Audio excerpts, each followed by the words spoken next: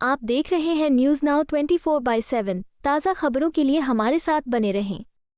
भाजपा नेता मुख्तार अब्बास नकवी ने बिहार में चल रहे मतदाता सूची के विशेष गहन पुनरीक्षण के खिलाफ सुप्रीम कोर्ट में दायर याचिका पर प्रतिक्रिया देते हुए कहा कि कुछ लोग मतदाताओं को प्रोत्साहित करने के बजाय हतोत्साहित करने की कोशिश कर रहे हैं। उन्होंने आरोप लगाया कि इस प्रक्रिया को लेकर भय का माहौल बनाने की कोशिश की जा रही है, लेकिन इससे किसी को कोई लाभ नहीं मिलने वाला। नकवी ने जोर देकर कहा कि हर नागरिक को मतदान का अधिकार है और ये सुनिश्चित करना जरूरी है कि वास्तविक मतदाताओं की पहचान की जाए।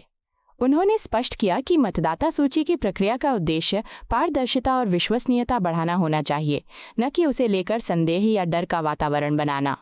नकवी के अनुसार इस तरह की याचिकाएं लोकतंत्र को मजबूत करने की बजाय कमजोर करने का प्रयास प्रतीत होती हैं।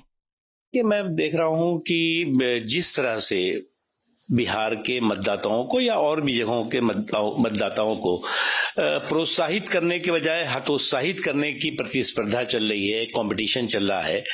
किस तरह से जो है वो भय का माहौल पैदा किया जाए, भ्रम का माहौल पैदा किया जाए और वोटर्स को इनकरेजमेंट के बजाय डिस्करेजमेंट का एक अभियान दिखाई पड़ रहा है। और ये मुझे लगता है कि जो लोग ये काम कर रहे हैं उनको इसका सियासी लाभ नहीं होने वाला है।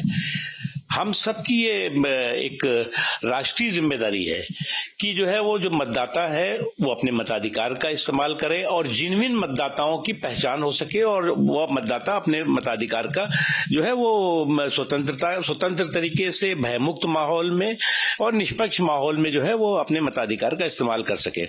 ये जिम्मेदारी राजनीतिक दलों की भी है, चाहे वो सत्ता पक्ष हो चाहे विपक्ष हो, और चुनाव आयोग की भी है।